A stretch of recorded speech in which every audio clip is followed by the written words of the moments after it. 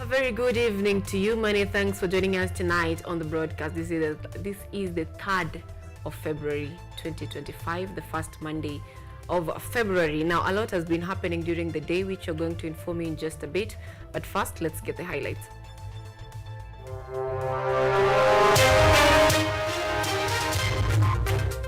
HELB resorts to return back to the old funding model to solve HELB delays. VAT, take it from me, we are not increasing VAT at all. Treasury CS John Mbadi assures no more deductions on Kenyan pay slips under his watch. Tafadhali tupatie pesa yetu. Help us get our money.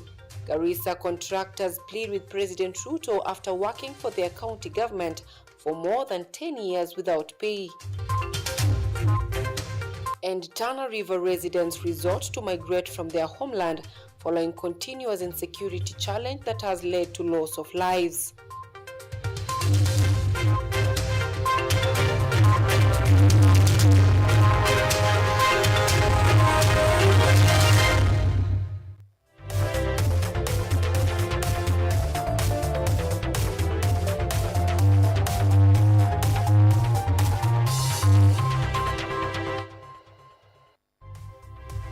This is KUTV Primetime News with Anyango Sylvia.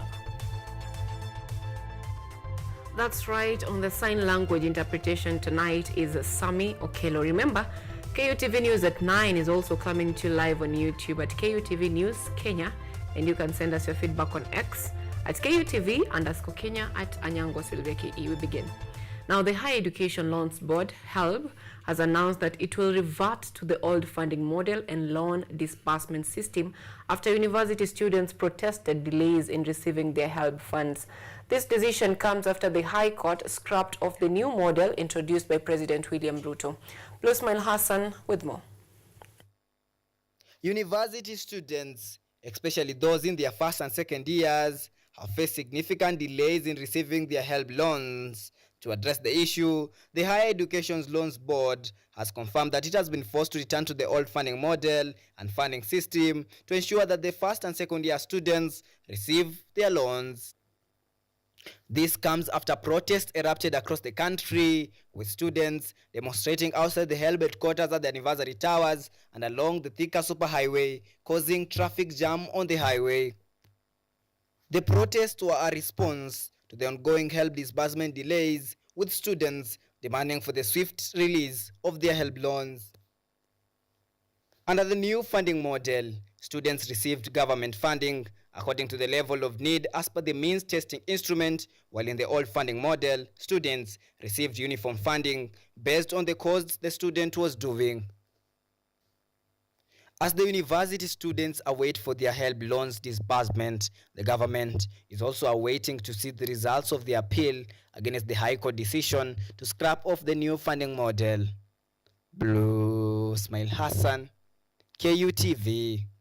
Now, Treasury CS John Mbadi has assured Kenyans that value-added tax, that is VAT rates, will not be increased, as there is no room for further taxation, particularly on employment income. He made these remarks during a public participation at the Bunge la Wananchi held forum at Jivanji Gardens in Nairobi ahead of the 2025-2026 finance bill reading.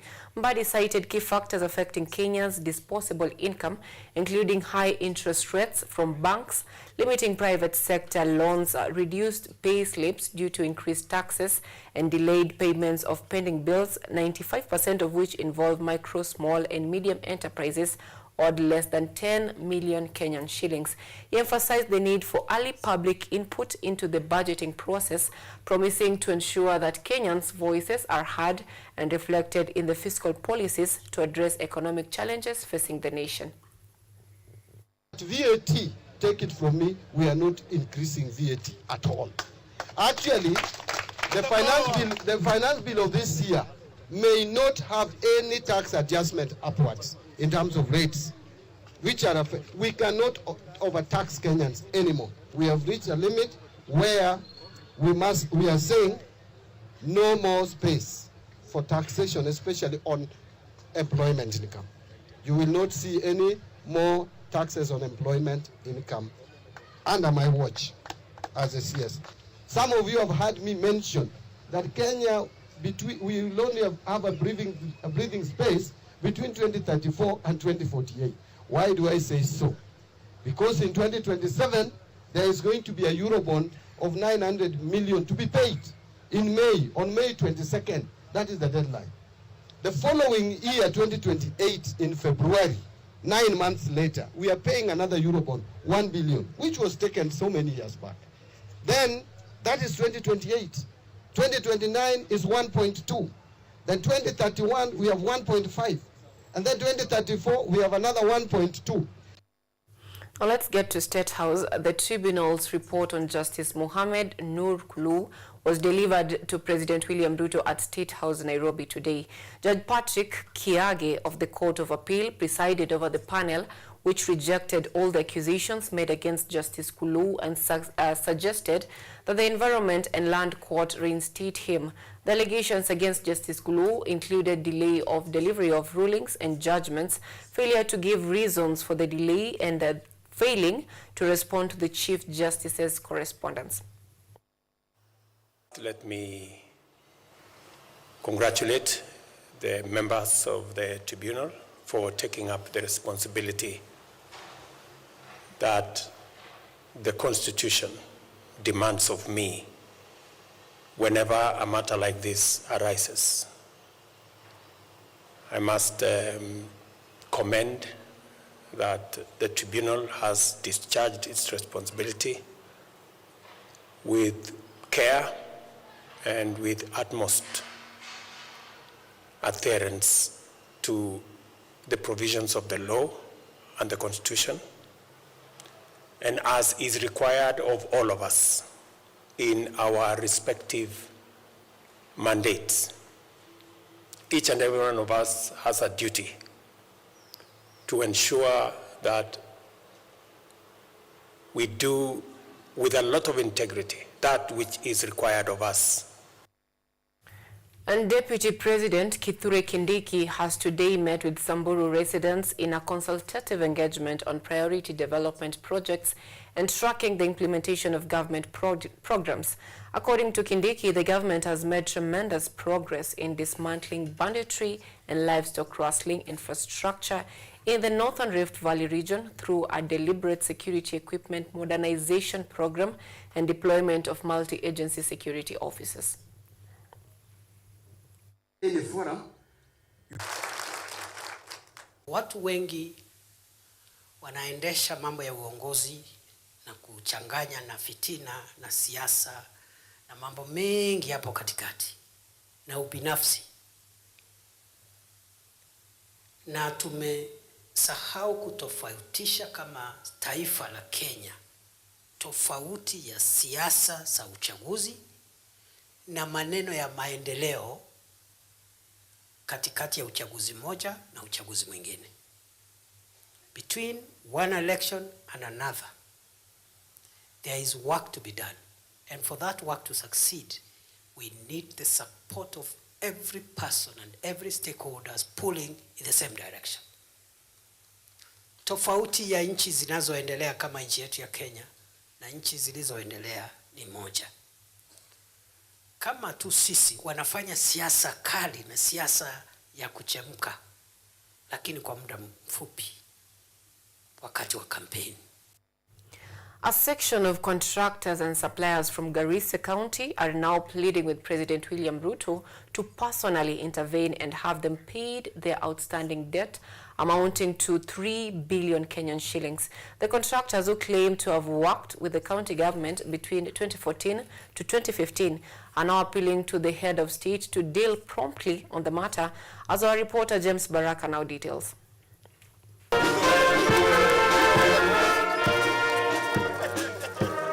As President William Ruto embarks on a week-long tour to the northeastern region this week, a section of contractors and suppliers from Garissa County who claim to have worked with the county government between 2014 to 2015, Please, Mr. President, please, are now pleading with him to personally intervene and have them pay their outstanding debt amounting to 3 billion. I want His Excellency the President of the Republic of Kenya, Dr. William Samoei Ruto, to intervene this matter. It is pressing matter to a whole Garissa community. Please, Mr. President, please intervene this issue and save Garissa people. According to Omar Yassin Mohammed, who is the chairman of the Contractors Association, the contractors provided different services to the county, and yet they have not been paid 10 years later. Starting from 2013 up to 2017. There are those who have done job, provided service, and yet they have not been paid. Tulitumwa tukafanya kazi, kama ni hospitali, kama ni barabara, kama ni maji, yote inatumika saa hii, wananchi wanatumia na tumenyimwa kulipwa. Me for example, the first advertisement ya maternity wakati imeingia 2014, ndio hiyo kazi nimefanya maternity 2. Mpaka saa hii sijalipwa. Mpaka saa hii. So sina namna, karibu tufungue mabibi. Watoto tumewatoa ile quality shule, wale walikuwa wanasoma. The school, the best school tumewatoa kwa sababu ya ukosefu ya karo. Wale wanahusika wa engineers na wale to finance. On his part, Yusuf Abdi Aden, who is also a contractor, said that they have risked their property being auctioned for failing to repay loans they took while at the same time struggling to fend for their families. Malalamiko yetu ni pesa. Kazi tulifanya 2014, 2015 paka wa leo hatukupata chochote. President akinyamazwa, Adam Barra akinyamazwa, MP yetu akinyamazwa, masenata akinyamazwa, assembly akinyamazwa. Sisi tunaenda wapi? Tuchukue bunduki ndio tufunje hii nyumba yao wote? Tufanya namna gani? 10 years later, without pay, even after having worked for Garissa County, these contractors are now fixing their eyes on President William Ruto, expecting his tour to the region to provide a solution to their efforts and have them paid. James Baraka for KUTV. Now that story by James Baraka takes us to a very fast break on the broadcast tonight. Stay with us.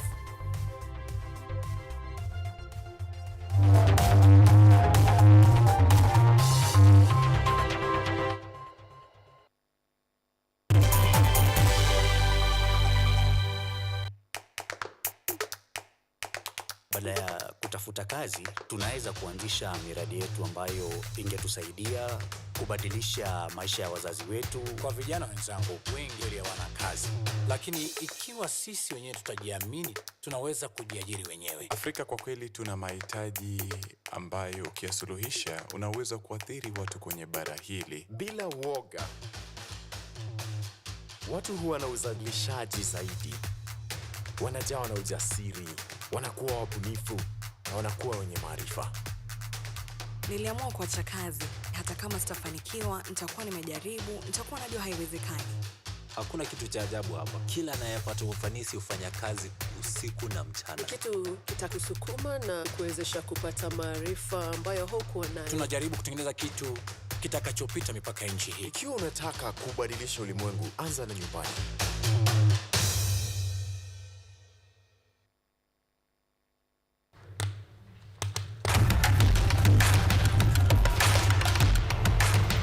Access to knowledge, solution to unanswered questions.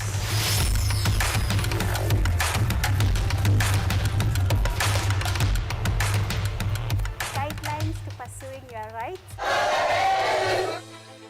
and repossessing your property, intellectual or material. This and more, only on Law Matters.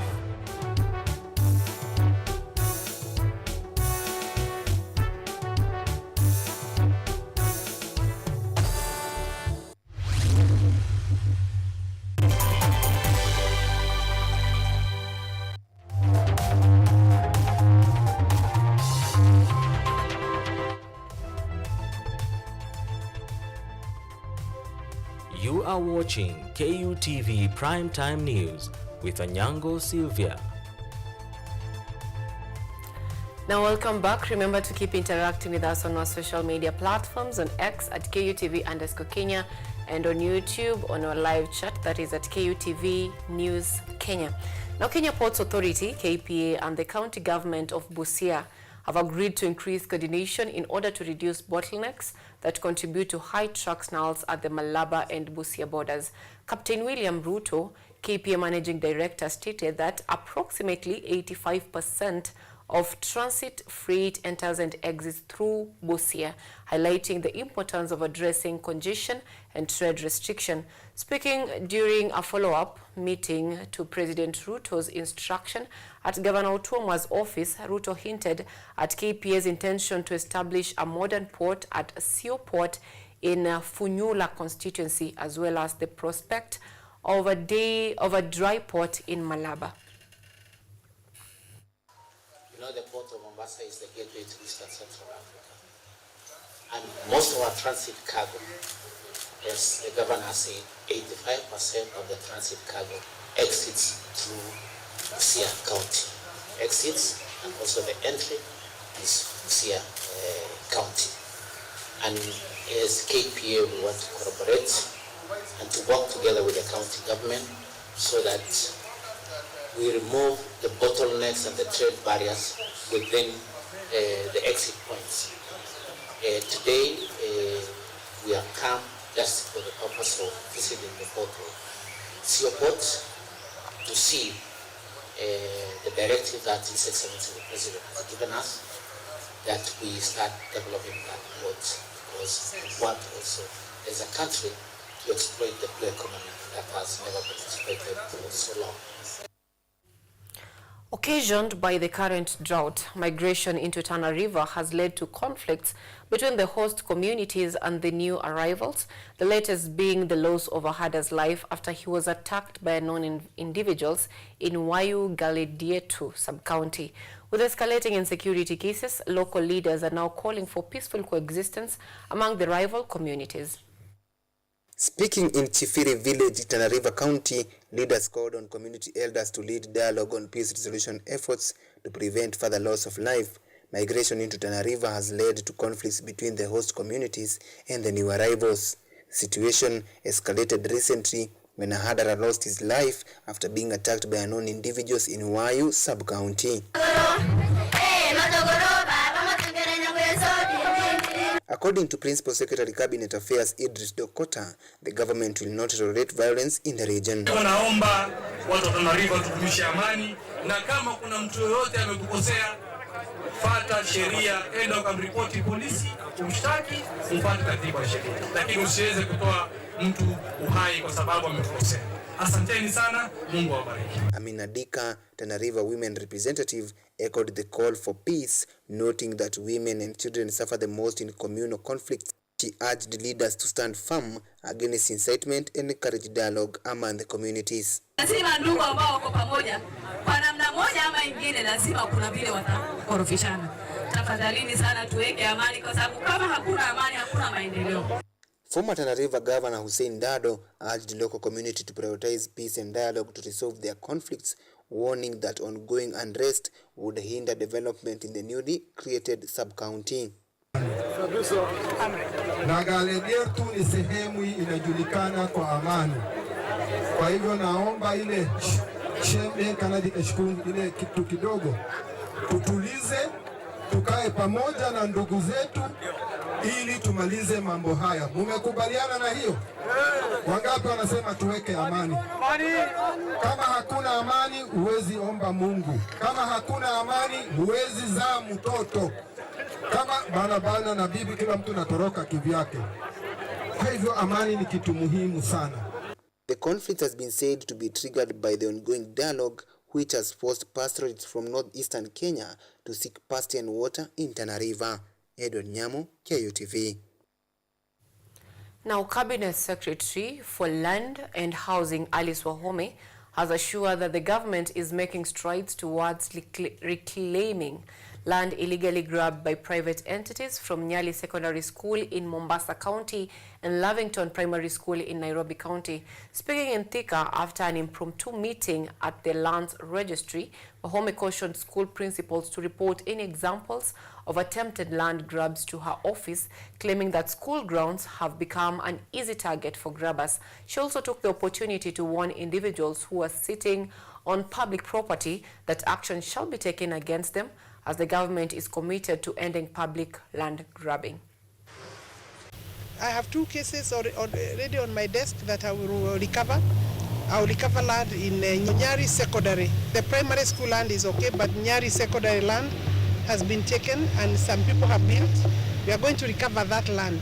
So the people with the titles for Nyari Secondary land should listen to me from Thika, Kiambu, that I'm coming to Mombasa to recover the land belonging to Nyari Secondary School. I'm going to Lavington Primary, and I'm planning for that. We are on the last stages of documentation because they requested the help of the Cabinet Secretary. Obviously, it is not possible that you can be everywhere, but Kenyans can make this work easier by recovering their land, alafu tuanze kazi ya kutengeneza kurudisha hatimiliki zao. Now let's move to news across our borders, where U.S. authorities continue to investigate last week's deadly mid-air crash in the Washington skies. Preliminary data shows conflicting readings about the altitudes of a passenger jet and an army helicopter that collided in the deadliest U.S. aviation accident in nearly 25 years. A closed-circuit camera from Reagan Washington National Airport captured the moment an American Airlines passenger jet collided with a U.S. Army Black Hawk helicopter last week. 67 people died, including all passengers and flight crews from both aircraft. Police boats scoured the Potomac River investigating the wreckage of the deadliest U.S. aviation accident in nearly a quarter century. Speaking to reporters from the Oval Office, U.S. President Donald Trump suggested the policies of his predecessor, President Joe Biden, contributed to the disaster. This was all caused by bad rules, regulations, and other things by the Biden administration. And when you look at the way they ran things, in fact, if you look, we hired, one of the first things I told them to do, I said, get talented people in those beautiful towers overlooking runways. You better get them in there fast because we don't have people there that are qualified. Trump claimed previous administrations lowered standards for the hiring of air traffic controllers, and he blamed diversity, equity, and inclusion, or DEI, initiatives in the federal government for that. He said he reversed those initiatives with executive orders last week. Listen, it's one thing for internet pundits to spew off conspiracy theories. It's another for the President of the United States to throw out idle speculation as bodies are still being recovered and families still being notified. It just turns your stomach. Meanwhile, investigators from the National Transportation Safety Board, or NTSB, worked to piece together clues from the cockpit voice recorder and flight data recovered from the passenger jet that showed its altitude around 99 meters, while data from the control tower showed the helicopter closer to 60 meters at the time of the crash. The investigation remains ongoing into the discrepancy. Trump's transportation secretary says while safe, America's air traffic control system is due for an upgrade. It's antiquated. A lot of the systems we use date back to World War II. We have to upgrade the system. We have to have the best system in the world. I don't care your race, your religion, your color, your sex, your sexual preference. I don't care about any of that. I just want the best and the brightest keeping Americans safe.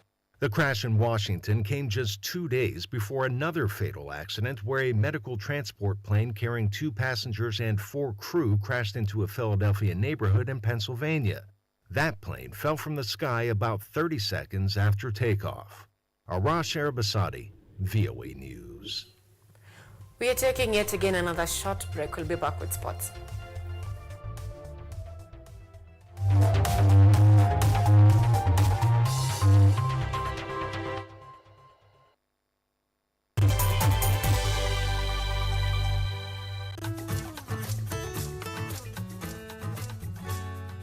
Hi, my name is Stella Tioi.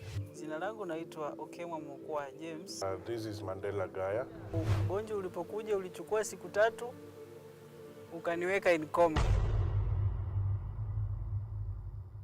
20 wamezikwa, 2 ndio wako hai. I don't even know how it feels to see. I feel like I cannot express myself well the way somebody who can walk can actually express themselves. Ilichukua muda mwingi mrefu tena mpana ili kuikubali kwamba mimi siwezi tembea tena. I've come to actually accept myself. Ukijaribu kumsimamisha mtu umwambie tafadhali nionyeshe njia, they find it quite strange talking to you. You should just make schools integrated, inclusive setups, by providing the right facilities.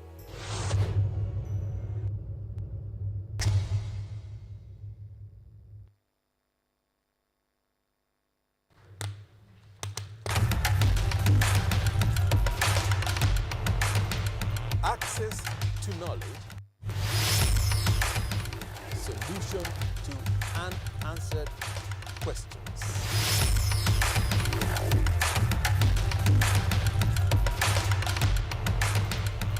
Guidelines to pursuing your rights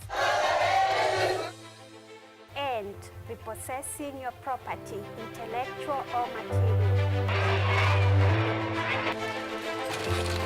This and more, only on Law Matters.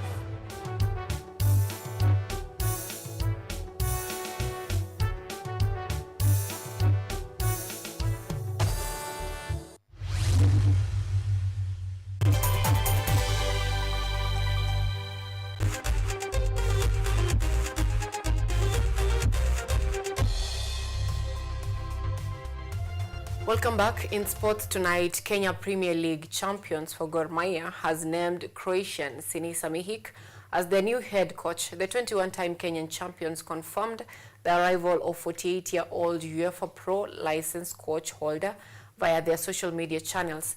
Mihic replaces Leonardo Martins Neva, who was fired at the start of the 2024-2025 season after only 6 matches.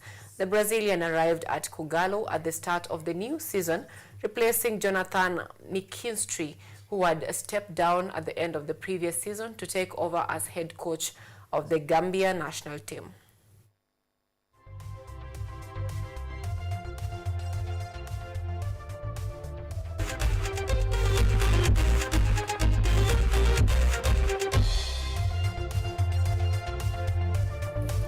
Now that is it from us tonight. Thank you so much for choosing KUTV News at 9 and staying with KUTV News at 9 this far. Our sign language interpreter tonight is Sami Okelo and Anyango. Sylvia, have a good night.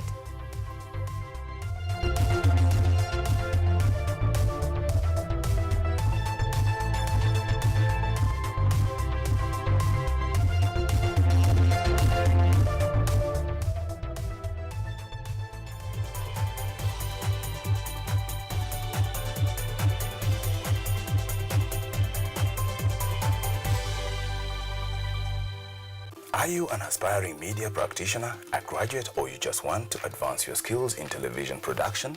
Then welcome to Kenyatta University, where education meets innovation.